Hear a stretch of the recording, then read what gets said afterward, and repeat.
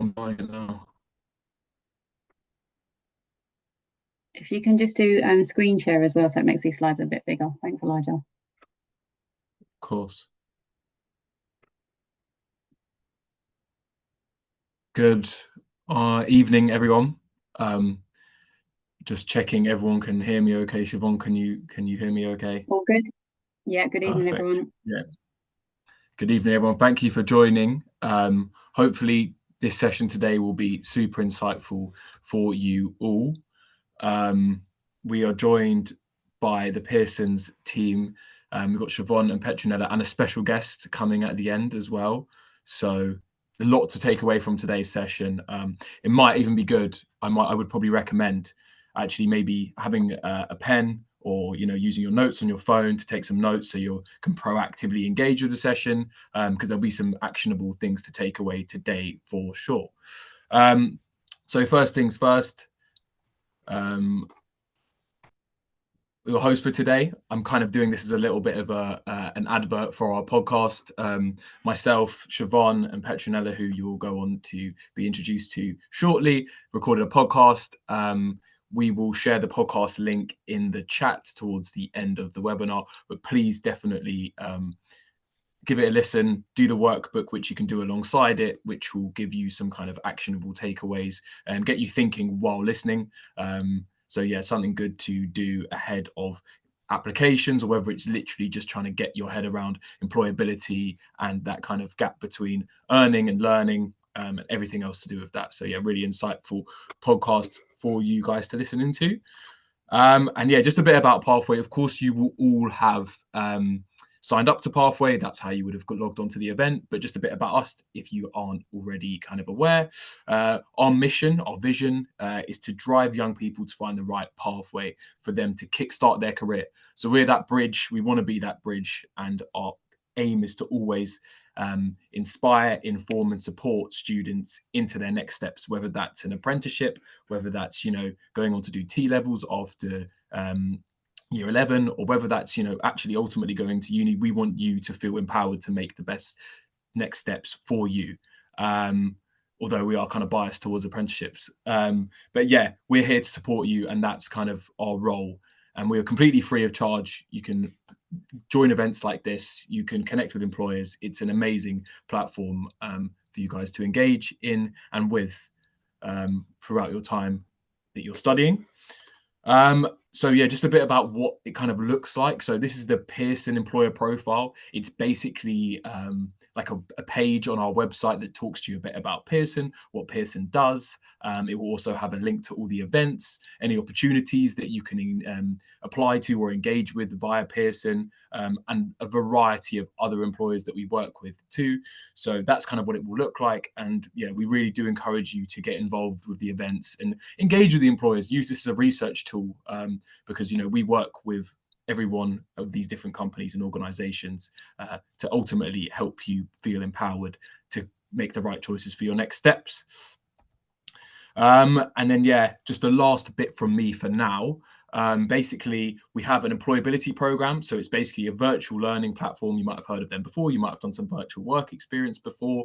It works similarly, but it's more about helping you to understand the right steps for you to take from where you're currently at, and hopefully that good kind of comprehensive way of helping you get some new skills. And I guess it kind of links in nicely with our workbook that I did mention earlier, that I would really encourage you guys to complete and listen to the podcast at the same time. Something nice to do in your downtime, which means you can kind of get a 2-in-1, listen to a nice podcast, and also get some good learning in at the same time. And this is kind of similar kind of setup for you guys, and you get a certificate after completion. And who doesn't love a certificate? So that's enough for me from now, and I'll let Siobhan and Petronella kind of take over and introduce themselves. Thank you, Elijah. By way of introduction, I'm Siobhan Bradley. I am the Early Careers Manager at Pearson. So for the next sort of half an hour, myself and my colleague Petronella, who I'll let herself introduce after me, will take you through this Skills Up session, which is primarily focusing on the power of personal brand, taking you from sort of very little knowledge about what that might mean and the importance of it for people like myself and other employers, giving you some really practical hints and tips. And then I know we've got Imani, who is our special guest tonight from our marketing team at Pearson, who was an apprentice. She did the Chartered Management Degree Apprenticeship and is now a senior marketing executive. So will also be a really good person to talk about how you can position yourself well when doing things like applications and applying for apprenticeships. And then we've got Elijah, who's also going to talk a little bit about the power of mentoring, which on this National Mentoring Day, I think is a really good time to just really focus on the importance of that as well.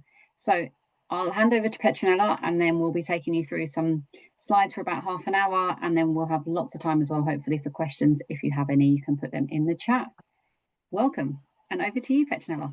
Hello everyone, my name is Petronella Mehu. I will be co-hosting together with Siobhan as well as with Elijah today, and I believe we're going to be running through some exciting fun tips to sort of help you out to begin your journey, which I believe is a really, really important bit in your career journey and just in general.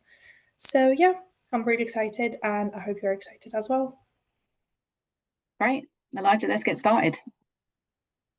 So a little bit of background about Pearson, because I think it's worth just noting us as a company and who we are. So we are Pearson. We've been around for quite a while, over 100 years, founded by Samuel Pearson and Sons.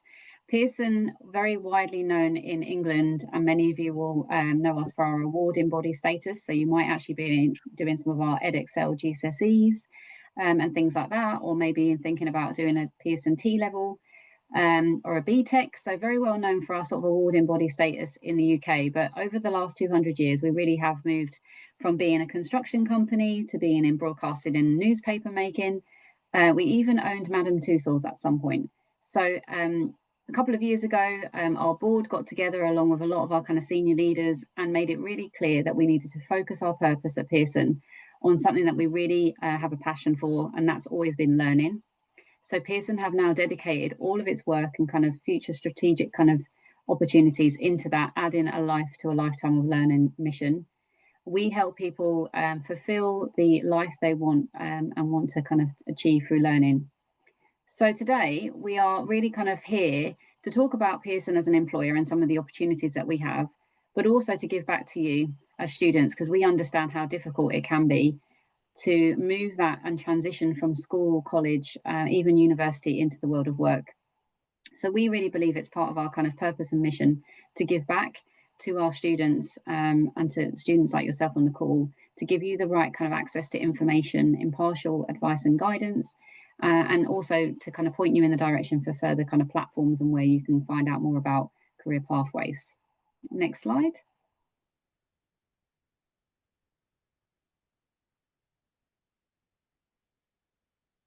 Okay, so if we jump right in, I think we might have missed a couple of slides, but the slides really just I outlined what Pearson offer in terms of early careers.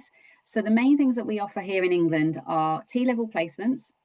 So if you are based in London or Manchester and are registered with a college that offer T-level placements, we are happy to offer placements at our sites, and we offer T-levels in management and admin and also digital business services. So T-levels are one way that you can look at opportunities to come and join and work with us at Pearson. We also offer apprenticeships in over 30 different apprenticeship standards. So anything from things like digital marketing, recruitment, business admin, software developer, software testers, right through to things like the Chartered Management Degree Apprenticeship. So apprenticeships, as Elijah also mentioned at the start, we're slightly biased of as well, because we really believe in the power of them in terms of career and succession planning and kind of career development. So apprenticeships are definitely one to look out for if Pearson is a brand and a company that you think you would like to work for. And we also offer internships and graduate placements for those that are a little bit older that might be on the call. So in terms of today, we really like to do these sessions as kind of learning opportunities. So we've worked with Pathway to really look at what students need support with over the next few months as you're kind of embarking on some of these career applications, university applications, apprenticeship applications. And one of the things that we felt that students could really benefit from is understanding a little bit more about the importance of personal branding and why it means so much, why it matters, because often it's something that's sort of maybe there in the background. You understand that it's important, but you don't really know where to start. So when we talk about personal brand, we're really talking about you and who you are, what makes you tick. We don't want it to be about you creating a persona or being someone you aren't, pretending to be something maybe to impress others. That really kind of isn't the point of your personal brand. And it really does kind of need you to spend a bit of time about how you would like to be seen by others and how you want to come across and connect with others. So taking a little bit of time about working out who you are, controlling your own narrative, can really help in terms of the moving forward in terms of when you're applying for jobs. Your personal brand really needs to be quite genuine. It's the first kind of thing that you can put out there to the world, and when you meet people, to build trust. And I can really say that when you build trust with people and connect with people, sometimes that is the first step to opening doors, whether it's for a job, a project, or just building your network socially. Elijah, I seem to have lost the slides. Sorry, I think Petronella is going to take over for the slides that have been missed. Worries. Sorry. I'll keep going.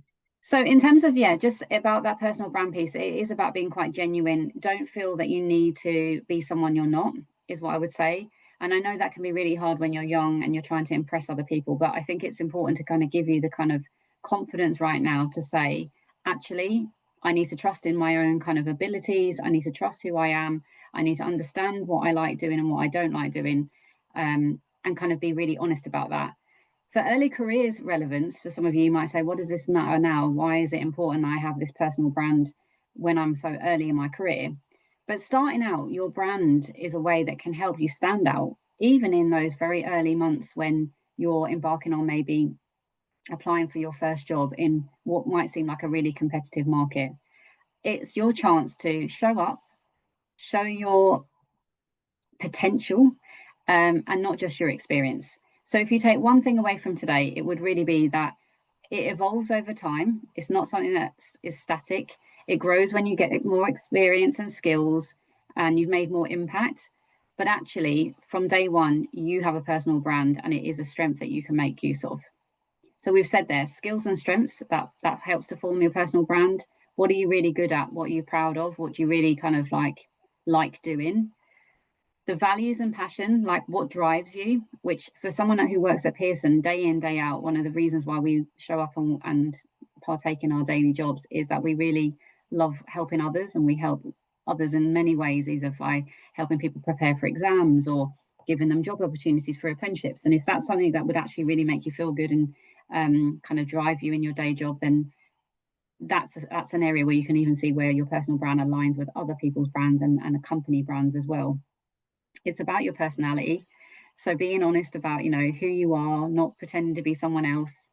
Your style is unique, and that's great. Everyone's different and we need that in workplaces. It's about showing up online as well. So being aware that actually for everything you put out on social media, that has a presence that other people can see. So what does that look like? For example, if you Google yourself, what shows up? Is that how you want to be seen? Is that really how you see yourself? Things like social media accounts, and we touch on this a little bit later, are your one way to kind of own your dialogue and your kind of what's seen about you and what you can control in terms of the content and some of the images, for example, that you put out about yourself. And reputation, how others perceive you. All of this makes up very much how you present yourself and how others see you through personal branding. Next slide, please, Petronella. So I think I've kind of covered the fact that personal brand is also very highly linked to professional identity. So it's not something that kind of is standalone. We don't sort of walk through the door of our office blocks anymore and leave our kind of actual personality and our home life at home. It's very much integrated on who we are in our day job. So that's just something to bear in mind as well, is that where you come from, your history, your culture, that all kind of builds up who you are as a person. So that also builds part of your professional identity.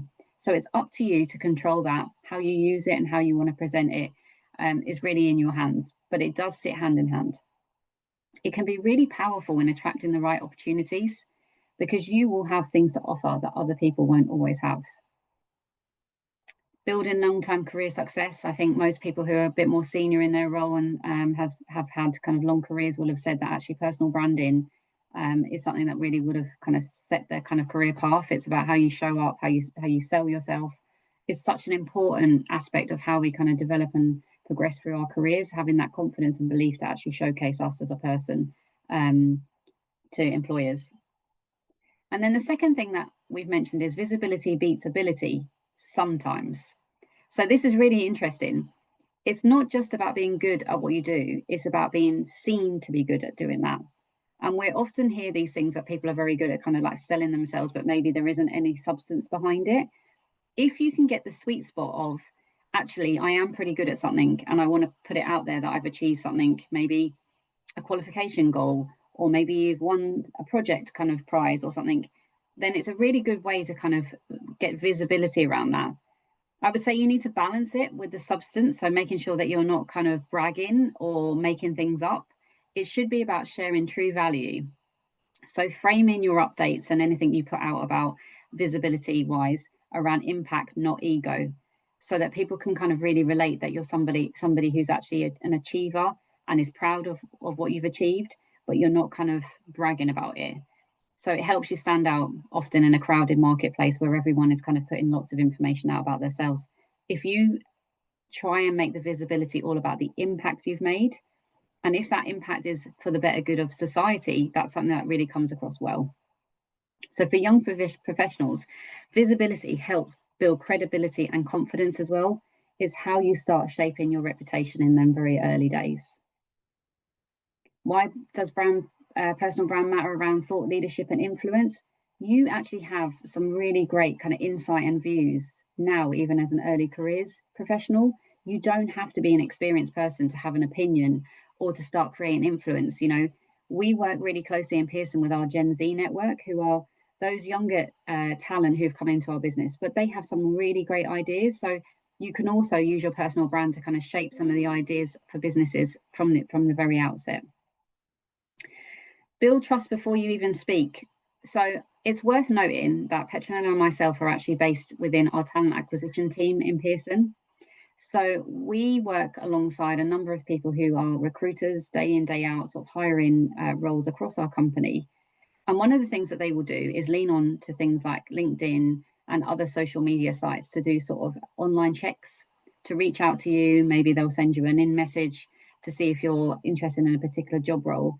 But through that, they're actually building up a bit of a kind of an online CV or portfolio of you. They're already making assumptions about you based on what they're seeing. So first impressions are often made online, and that's just something to really kind of be mindful about. So checking in on your LinkedIn, making sure, for example, it hasn't been hacked at any time. They want to see that you're consistent, that you have got a clear professional kind of portfolio and a kind of profile on these websites, and that it sets a really positive tone. And all of this together is starting to future-proof your career. So industries evolve, as it says there, roles are changing, and at this time they're changing all the time with the automation and AI changes and the tech revolution that we're seeing happening. It's a really great way that actually online you can kind of grow that development with your future career. So you have that kind of like journey that you can reflect on through something like a LinkedIn profile or through your personal brand, which showcases kind of you building on how you've adapted and thrived through maybe different roles and different points in your life. Next slide, Petronella. Okay, so one of the clear things that we've said today is about the importance of almost the digital presence, and recruiters and businesses now use this more and more to kind of attract and also recruit talent. So something like LinkedIn is quite an important digital asset tool that you can use for things like your personal brand. We definitely use it quite a lot in Pearson. Petronella's had some hands-on experience of being a tech sourcer.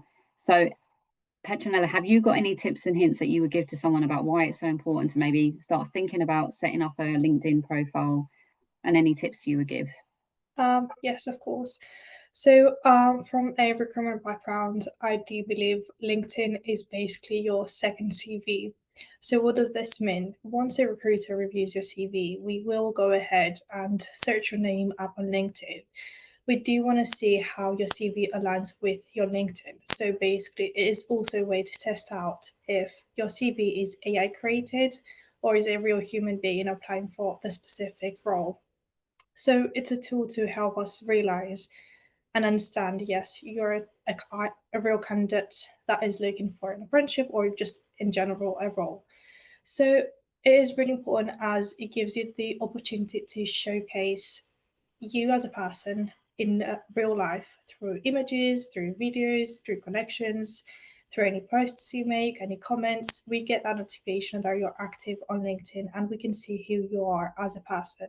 So it's basically a real life CV, and it gives us the idea of what skills you have and what knowledge and what you can bring to the team. So when you're creating your LinkedIn account, try and be as active as possible. Yes, even if you're at school, year 11, year 10, you can still have a LinkedIn account and you can still be active. For example, if you take the opportunity to join a project within school and you collaborated it within a group, put that on LinkedIn, just make a sort of like a note up there and just sort of describe in small words what you did and what skills you learned. And every time you put on those skills, you sort of start to build up that LinkedIn account, which is amazing for recruiters to see. It's amazing for us to understand what skills, what knowledge you have, and what you can bring into the team. So again, when you're creating a LinkedIn account, it is really important to do put a photo of yourself out there. It is really good for us to understand who you are and what can you bring to the team.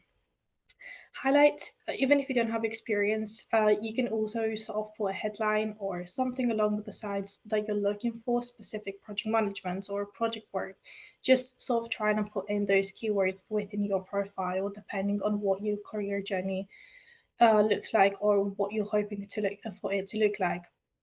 And then just if it's something difficult for you to create a LinkedIn account, because I was right there and I didn't really know what I could post, what was right to be posted. So it is really good. Maybe your parents have a LinkedIn account, do ask for advice. What can I post? What was good? What can make me stand out there? You can ask your teachers. I'm sure most of your teachers do have LinkedIn accounts to sort of put themselves out there. So you can ask for guidance from them as well. Parents' guidance again, or even myself. You can look up myself, Siobhan. We are really active on LinkedIn. We do post quite often out there, and you can sort of understand from that what's good to post and what is again what makes your profile stand out. Again, tips I think is it's just Google yourself, see what others see. So there's something new right now at the moment with Google AI. If you pop in your name, it sort of brings up together everything you post on LinkedIn. So it's something really cool, I believe. Again, follow companies that you're interested in or you have the hope to sort of maybe in the future work for that specific company. Is really good to sort of understand what they're doing by just being there, seeing their activity, the posts, any videos they post. And again, like I mentioned before, post your learning experiences, maybe your GCSEs, your achievements, and any interests that you have is really good to put out there. So just think LinkedIn is your second CV, or maybe it will become your first CV in the future. So these are my tips. If you do have any questions and we have time, I will be answering them at the end. Over to you. Thanks, Petronella. Okay, so how do you sort of get started with all of this? Because we talk an awful lot about kind of like thinking about your authentic self, what really drives you, what's your purpose, what makes you tick. So how do you start practically crafting a professional identity? And I know for many of you that will feel quite daunting, and maybe there is a bit of a kind of a call to action here about starting with some self-awareness work. So in the busy world that we have of our phones and all of the work that you have for studying and now thinking about your next steps, it can feel overwhelming. But there are some kind of small steps that you can take to start kind of being more self-aware about yourself that will help kind of you plan for your personal brand and also your future kind of aspirations. Next slide, Petronella. So think about what you're good at. What matters to you? And what do you enjoy doing? And personal brand isn't just about the kind of the professional recognition. It's about kind of you generally and what you enjoy doing. So breaking down those sorts of what you're good at, what matters to you, and what you enjoy doing. It doesn't even always have to be in the work context. That's a really good starting point. That will then start to kind of build up a little bit about like maybe your strengths, and your interests. Then you could also bring in some of the things like, what do people often say that you're good at? You know, do they say that you're empathetic and that you always think of others? Do they say that you're analytical or very well organized? That's often a good way to start, because that's also where somebody has kind of endorsed you. So it's not even just yourself saying you're good at it, but you could actually get that person to kind of also maybe write up something on your LinkedIn as a recommendation that they've seen you in a working environment or in a college environment demonstrating these types of kind of skills. What's important to you? That's another thing that helps with this kind of like creating your signature vibe. Is it teamwork?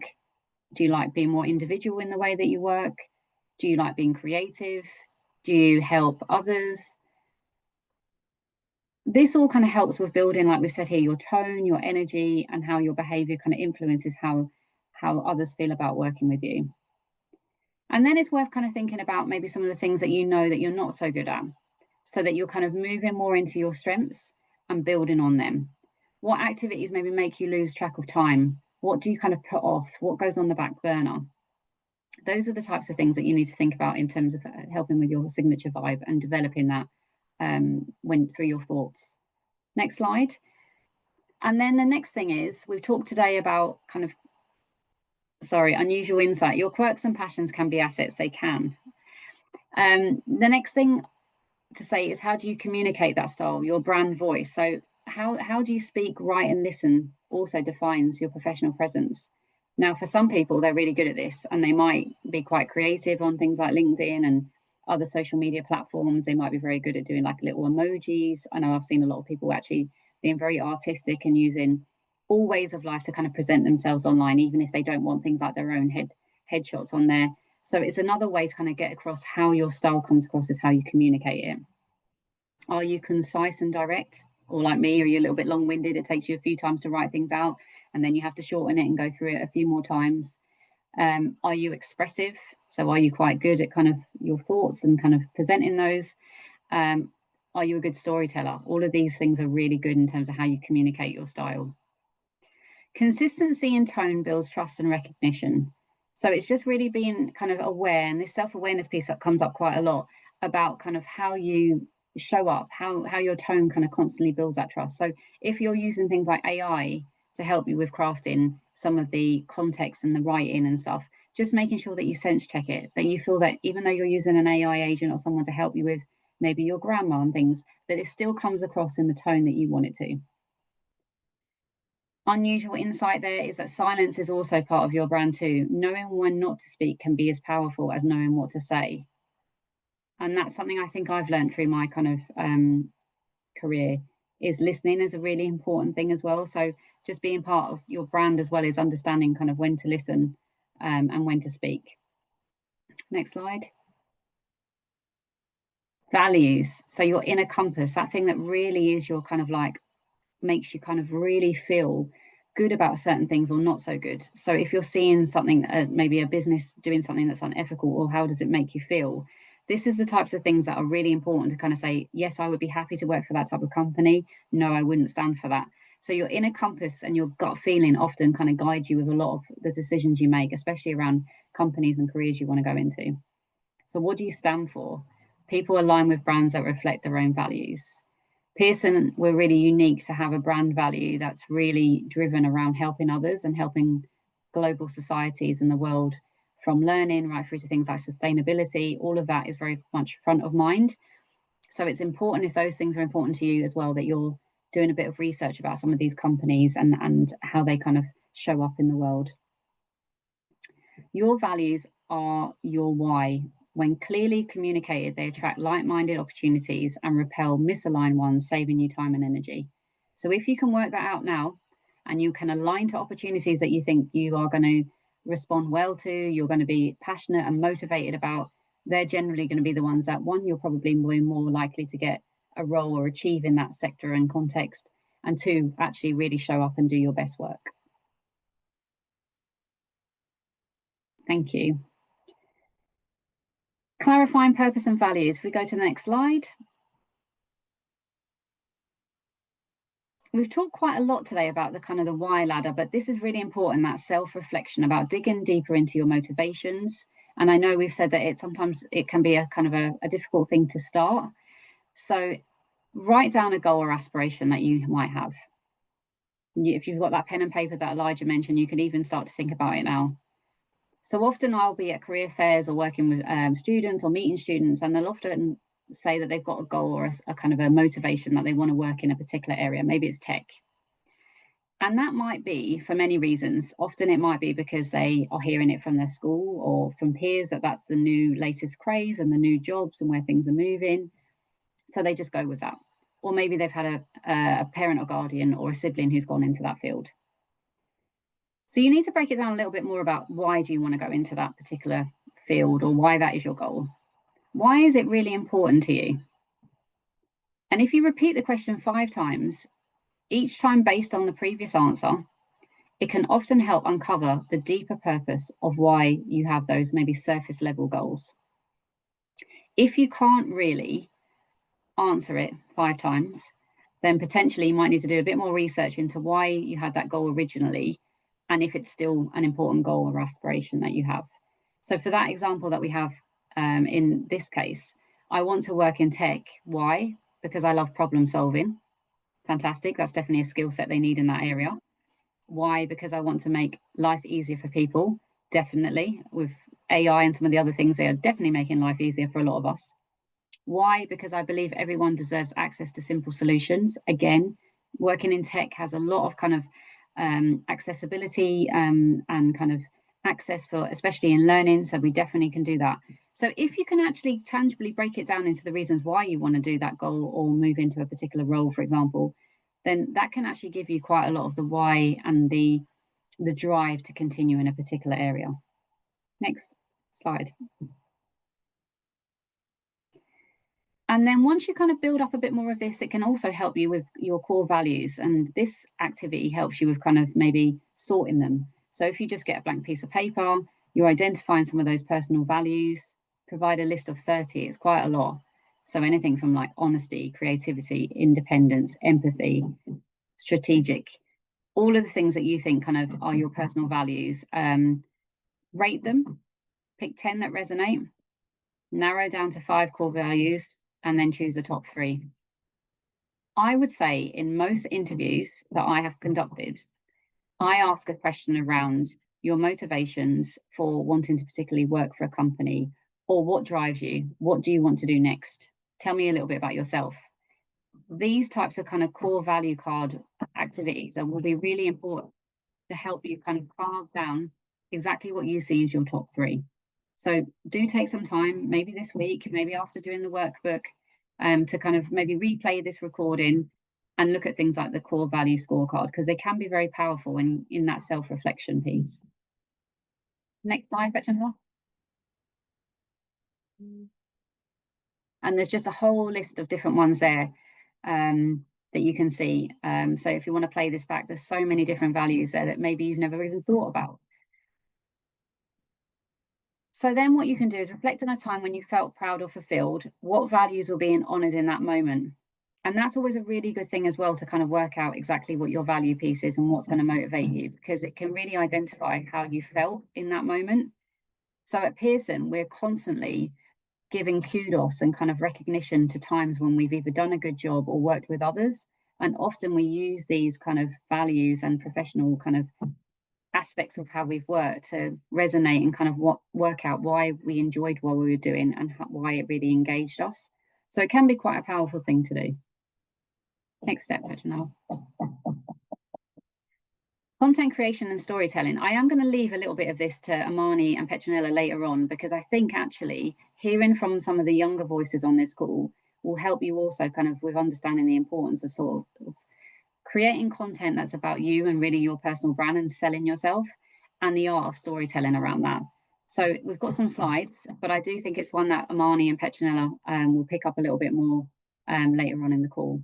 If you can go to the next slide, please, Petronella.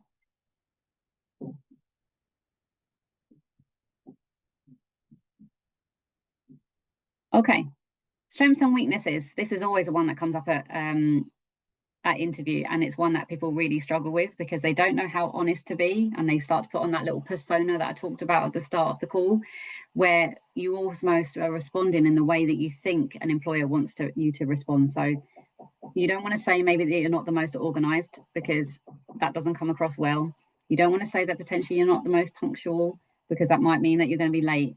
So it can be a really difficult one for students in terms of kind of working out themselves and what they want to maybe share with an employer and others, and what they want to hold back. So this is why it's really important to sort of work out some of these true kind of beliefs and things about yourself that you are really proud of and you're ready to kind of put out there in the world. And by working out your strengths and weaknesses is a really good way to do this. Now, we're quite fortunate being a large employer that we have something called Gallup Clifton Strengths. It's part of our Gallup 12 online assessment that we do twice a year as individuals, which is a rating basically where we fill out a very long, lengthy survey that Gallup have developed that really shows basically what makes us tick as an individual. And the great thing is that they've categorized it into sort of four main kind of pillars. So execution, influencing, relationship building, and strategic thinking. Now, by taking this survey, it often doesn't tell us anything we don't really know about ourselves. But what it does do is it gives us that kind of approval that what we've always maybe seen in action is actually how we're showing up to others as well, because often we can't hide behind these types of kind of strengths because they're just who we are. So I just wanted to spend a little bit of time now to also kind of give you a bit of kind of insight into what can be seen as a strength, because often we see people kind of always kind of leaning into ones that they feel maybe that they aren't quite very good at in terms of showing up for an employer, and they worry about that. But I just wanted to draw attention to some of the key strengths that Clifton Strengths, as part of the Gallup survey, pulls out. And they are things like your woo, winning others over. So it's probably not a word you've even heard about before, but it's actually one that quite a lot of people would love to have in their, say, top 5 Gallup strengths, where you can influence people. You're exceptionally talented in the woo theme, loves the challenge of meeting new people and winning them over. And this can often mean not just winning them over to like you as a person, but it can be about making sure that you can break down the ice. And maybe kind of it is often seen in salespeople, for example, where you're quite good at, selling stuff, winning people over, bringing them on the journey, maybe for a product or service. So that influencing piece comes through if you've got a woo. So you're exceptionally talented in maybe storytelling, talking about impact, and maybe also being quite dedicated to the cause. So you're relentless, you don't give up. Another one is connectiveness. So it might not be something you've ever thought about, but if you know that you're a very good team player and you like working with others, that's probably going to maybe something that will show up as a strength for you, is that you're good at relationship building, that you maybe always think about others. You believe that kind of doing well in the coincidence of working with others also means that you kind of achieve better things, and you maybe perform higher if you're connected to others and working with others. Deliberative, that's a weird one. That's not one of mine. As you can tell, it's not one of my top 5. Executing people exceptionally talented in the deliberative theme are best described by the serious care they take in making decisions or choices. They anticipate obstacles. So again, are you really like a thinker, like before you make a decision, like maybe a bit of a procrastinator in that way? So these are all the sorts of things that like to think outside of the box of the general strengths. And then the one that myself and I think most of my team are relator. So relationship building, people exceptionally talented in this relator theme enjoy close relationships with other. And it tends to be that you prefer working in areas where you will be in a team and working on big projects and making sure that kind of like there's a common goal that everyone has within the team. And you're like looking out for each other in terms of that.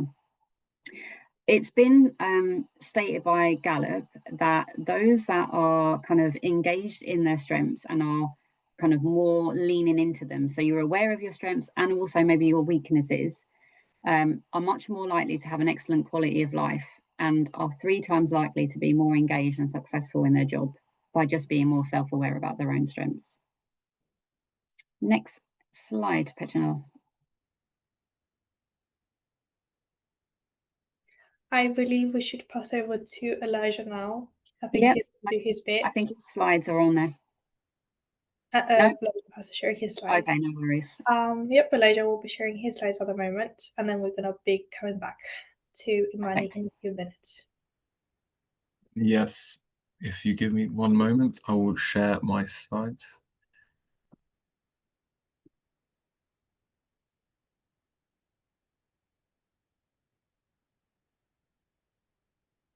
Right, can you confirm you can see my slides now? Yes, we can. Okay, awesome. Okay, yeah. Hi again, everyone. Yeah, I'm just going to quickly run through what mentoring really is and kind of like what the power of mentoring is. So, yeah, again, make sure you got your notepads and pens out for this, because definitely something I would say the sooner you get started, the better, because once you start to develop those relationships, it's something crucial that can really take you a step ahead of those around you without even having to do too much. So, firstly, what is mentoring? When I say the word mentoring, what does that actually mean? Put simply in 4 bullet points, it basically is guidance from someone a few steps ahead of you. And we can kind of have a look at what this looks like shortly. A safe space to explore your goals and kind of answer those, get those questions answered that you have. Focused on you, so it is all about you, your strengths, as we've just mentioned, challenges and next steps. And not really about giving answers, and not even sometimes about necessarily getting answers. It's about helping you find your own and really helping you to carve out your own journey and pathway to move forward. So what does this actually look like in practice? This is all kind of from my own opinion too, and what the pathway team would say. And mentoring doesn't have to look doesn't come in one shape or form. It's a variety of different things. So it can be a one-to-one session. So you could jump on a call with myself or Petronella or Siobhan, and have a one-to-one mentoring call for 15 minutes, 10 minutes, an hour. And that's one kind of format. You can do it in group settings. So there could be like 4 or 5 of you, all kind of bouncing ideas off one another. It can be virtual or in person, of course, the digital age we live in. It can also be over the phone too, traditional way. It can be short-term check-ins. So, for instance, if I was guiding you through the application process to apply to Pearson's, we could have multiple phone calls along the stage of application. So, handing in a CV, writing a cover letter, have 15-minute call on that, 15-minute call on the next steps. The psychometric testing, we'll have another call on that. That's kind of how it would look. But then again, it doesn't always need to be in relation to applying to a job. It can just be for goal setting and reflection purposes, such as, you see yourself being in X spot in 2 years' time. Say you're an aspiring, I don't know, banking apprentice. You might want to look for someone that is already in that position. So a banking apprentice that, let's say HSBC, you would reach out to them on LinkedIn through the tools and skills you've just learned now, and then you would go to them and say, hey, any chance we could have a conversation, or even just speak with them over LinkedIn and connect with them. And that helps to build up your network. And then those honest conversations. So for instance, when you've been rejected from a role, or whether you're struggling with your exam pressure or things like that, that's why mentors come in different shapes and forms. It can be simply your big sister, your big brother, your mum, your dad, whoever else it may be, a neighbor, someone else that just having casual conversations. It doesn't need to be always formalized, but it can be too. And you're getting bit of a mouthful, real world insights. That's what it's all about, really. It's about getting it from the horse's mouth and being able to not just get it from these events and webinars. It's actually hearing from those professionals that work in it day in, day out, and giving you that real day in the life knowledge. So how does this tie into kind of building your own personal brand? It increases your self-awareness, so it makes you kind of think about what's unique to you. That's what I'm going to do in a mentoring call. I'm going to pose to you these questions that make you think. That's what it's about. I'm not here to answer any of your questions. I'm not here to tell you what to do or how to do it. I'm there to help you to think and become more aware. Build your confidence, highlight those strengths, as we've just mentioned, get clarity, set your goals aligned with your strengths, and network. Really, that's kind of, it's a bit of a buzzword. I sometimes like to think of it as, building connections and sort of filling those gaps between the knowledge that you don't have and the knowledge you would like to have, and basically kind of help you build your professional sphere of people that you know and would like to know. And also there's no time limit on this. If you're someone that is like a bit of a nervous person, that's like me, I'm one of those people. I wouldn't be the first person to go up to someone at a networking event or anything. It's just starting small, like having those conversations using LinkedIn. reaching out to people, even if it's something as small as you don't necessarily like doing stuff in the classroom with someone, a new pair that you're not normally paired with, make the effort to go and speak to them and partner with them in an exercise or things like that, because that is what work really is. And that is kind of how you build your brand, being able to be a sponge, being able to kind of be malleable in different situations. That is really going to get you ahead. And then feedback, refining how you present yourself to employers. That is something crucial, because I guess for me, a bit of a note that I always say in my own mentoring calls is being your professional self is very different to being your authentic self. I know it's a big message that's pushed out quite a lot, but for me, it's all about being your professional self, and that is your brand. Because you're not going to be the same person on a Saturday afternoon watching TV on the sofa that you are going to be on a Monday morning, first thing in the office. So it's being your professional self to work, understanding the nature of how it is you're going to present yourself to employers and how you want to build your brand and be that person as you kind of build up your career and, I guess, become who you want to become. And then obviously onto the one-to-one mentoring with Pathway CTM. Basically, what we do is, as I've kind of mentioned, we do calls in partnership with an employer. For instance, Pearson, we would do 1 call, 5 calls, dependent on your need, and run through the best approach to help you secure an apprenticeship with Pearson. That's how it really works ultimately. And that's kind of, the bullet points here is what it covers and how we'd help you in the preparation process. But honestly, it doesn't have to look like that at all. It could look completely different. And it's all kind of down to you and how we can help you and basically promote you to feel confident in your next step, and basically ensuring you don't feel like you've got no one there to support you that knows what they're talking about. So yeah, that's enough from me. I'm going to pass over back to the Pearson team, and hopefully this will be extremely insightful too. And I'll stop showing my screen. Thank you, Elijah. I always think it's really important to hear from, like you said, reaching out to people and hearing the voice of those that are maybe slightly ahead of you, because they've been there, they know exactly what it's like. They can give you some kind of up-to-date kind of tips and kind of advice about what it's like, and things are changing all the time in the area of kind of personal branding and kind of rising to the occasion around some of these application processes. So I'm delighted to be joined from Imani Brown, who is our Senior Marketing Executive at Pearson. She's also a very active apprentice ambassador. She was on the Leadership Council for the National Society of Apprentices, so she's done quite a lot of lobbying and kind of work to making kind of better experiences for apprentices and ensuring that government are doing the right thing in terms of minimum wage and travel support for apprentices. She was a chartered management degree apprentice with us and left us a couple of years ago, but is very active in this area. So I'd love to hand over to Imani, who can just, as a marketing executive as well, who always is kind of thinking about this, kind of how you show up and appeal to others. What advice would you give to our participants tonight who are probably, I'm thinking, more kind of like towards year 11, maybe heading into sixth form, and thinking about actually, how do I start about building a personal brand? How do I build this into kind of professional networking and getting on? Yes, of course. Thank you for the intro, Siobhan. But yeah, hi everyone. I'm Imani, and I was actually a degree apprentice myself. It literally around 5 years ago today, I was like starting my program. So yeah, it definitely flies by, and I've learned a lot along the way, especially around personal branding. Because when I first started my apprenticeship, I barely even knew what LinkedIn was. I remember joining a session, like a career session, in my first week at uni, and they taught me how to set up a LinkedIn profile, and I didn't have it before I started obviously getting into apprenticeships, but now having it, I could see how helpful it was. And I mean, in the beginning I didn't really know what to post about. I just kind of posted about what I was learning in my apprenticeship or any like bigger milestones at work.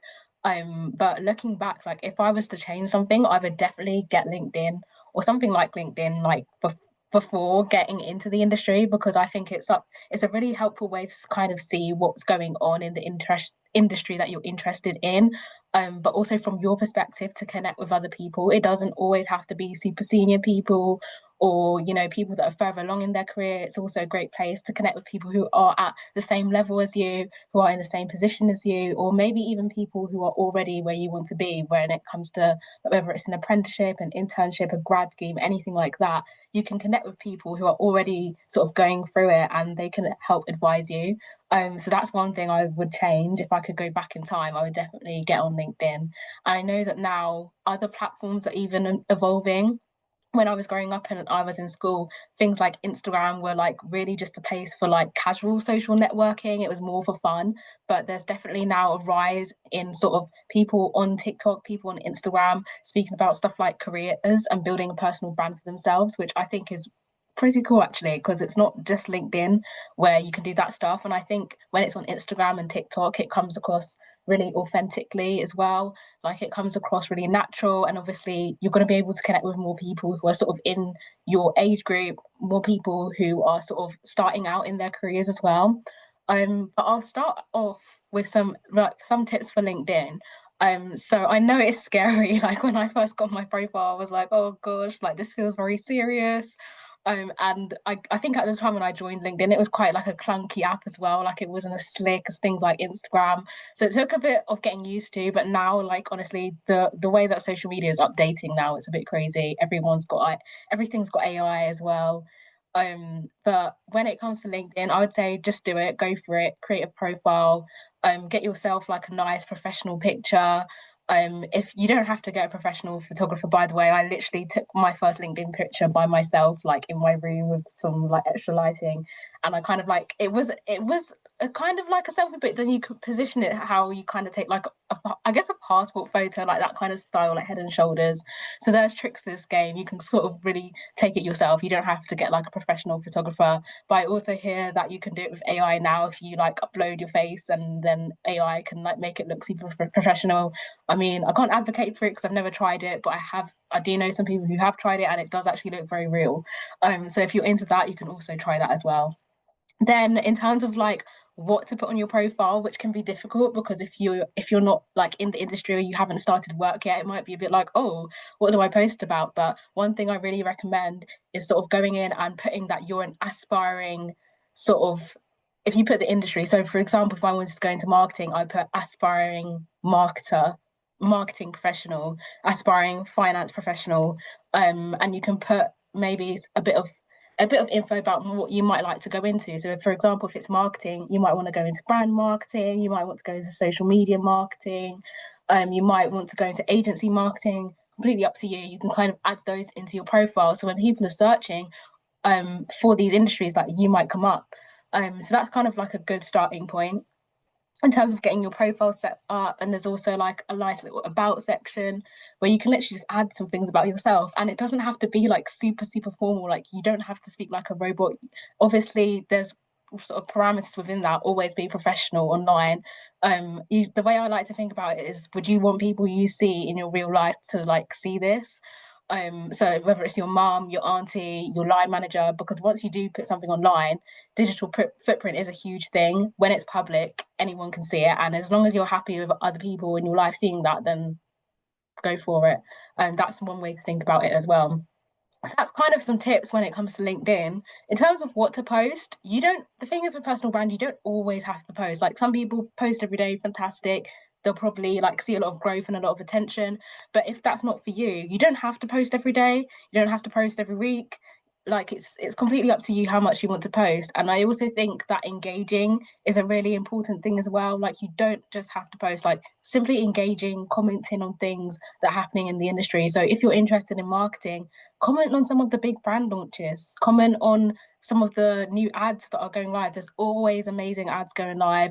I like to repost things on LinkedIn. I like to comment on things, especially in marketing. There's always something crazy going on.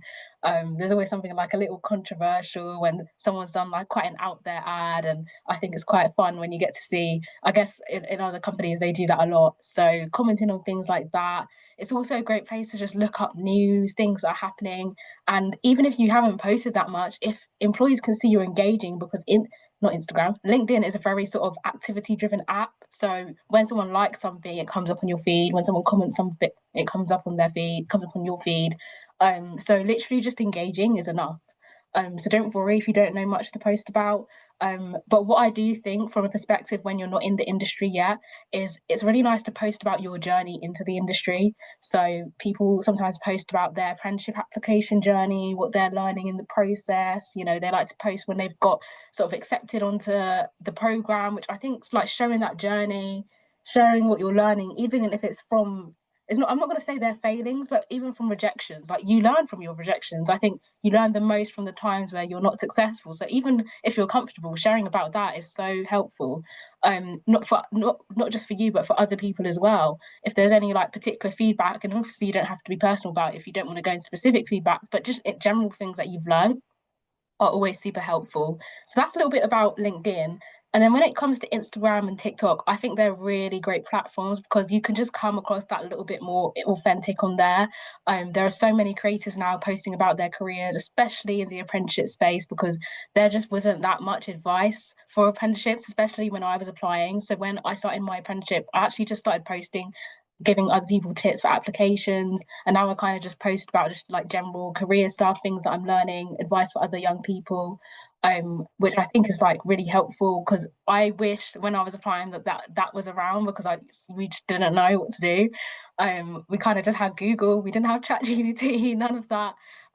So we just kind of had to figure it out from the resources we had. So I'm really glad now that there's so much conversation online, and not only is it good because it gives other people information, but then it builds up your own personal brand as well. When other people see that, when you're applying for other jobs, they say, "Oh, well, I can see you're an advocate in this space." It kind of backs up what you're doing. It's not just you that speaks for yourself; it's also your personal brand. Yeah, I guess that's like a little bit of a whistle stop tour on things on personal brand. I'm not sure if there's any questions coming through, if there's anything in particular. Thank you so much, Amani. The questions that we've had come through, I think we've answered most of them in the chat. Yes, we will be sharing the slides. I'm glad someone wants to actually get started on creating their brand, which is fantastic. There's one here, which is one more technical question around, is there support for SEND students? Yes, with all apprenticeships, the apprenticeship learning is delivered in line with sort of government regulation and funding. So there will be accessibility and SEND support for students on the apprenticeship learning, but also through the recruitment process as well. So yes, there is definitely support for SEND students. There's one about applying for apprenticeships. I'm not sure if that says about our website to contact us. So we don't currently have any live vacancies at Pearson at the moment. We tend to have them towards the latter part of the year and into the new year. So please do look out, and you can also register your interest on our website so you get alerts for any apprenticeship and sort of early careers job postings. So I recommend. I love the feedback. The website is not easy to use. I will definitely pass that on to our web team. It is in development at the moment. We've got somebody who's actually doing quite a lot on early careers and looking at our applications, but it might be coming up with the network error. There might be a technical issue tonight, apologies, but if it's not that there isn't any vacancies on there right now. I know somebody else asked about cyber vacancies. We do sometimes have the digital technology solutions degree apprenticeship at level 6, and there is a pathway for cyber in that. So it's really best just to kind of keep an eye out on our Pearson.job sites. If you do the drop down menu for apprenticeships and internships, that has all of our vacancies on there. Thank you so much, Amani. There were so many tips. I think one of the things that myself and Elijah have really just sort of been honing in on over these workshops, and we will continue to do over the next few months, is just to kind of give you some starting points. And we just say, like, it's just good to get started. And to Amani's point, there's so many different ways that you can engage on things like social media platforms with your personal brand, be it you might not feel confident enough to put out full kind of post yourself, but just engage, be active on there, see if there's any events, follow the brands that you might be interested in, keep on top of things like the application process and the deadlines. They're usually all on social media. So yeah, just get a little bit more active maybe and start thinking about your personal brand and some of those kind of strengths that you can bring through applications. And all the best of luck. Over to you, Elijah. Thanks, guys. really insightful, everyone. And yeah, I hope you all have enjoyed today's this evening's session. Please do complete the feedback form. I put the form in the chat, and also the QR code is up on the screen now. So yeah, please do complete that. We do need your feedback to make the sessions better, because we are running these sessions once a month, and we want you guys to keep coming back and really engage with them, and basically make it iterative so that you guys can get the most out of it too, because ultimately everything we're doing is for you. So yeah, hopefully you guys have some actionable takeaways from today. Maybe you can start by connecting with Imani on LinkedIn, or myself, or Siobhan, or Petronella. I actually seen one of you has already connected with me on LinkedIn, so well done for being proactive. But yeah, there's a lot you can do. We've obviously got the podcast that's in the chat as well. Please also, if you want any kind of information, reach out to me. My actual email address is elijah@pathwayctm.com. That's it. And I can pass on information to Siobhan and Petronella, get any of your questions answered. And yeah, so any questions you need, please do ask, and we'll be there to support you. But yeah, thanks again for joining. And yeah, thanks everyone for your time. Siobhan Thanks, and everyone. team. Thank you. Bye. Bye.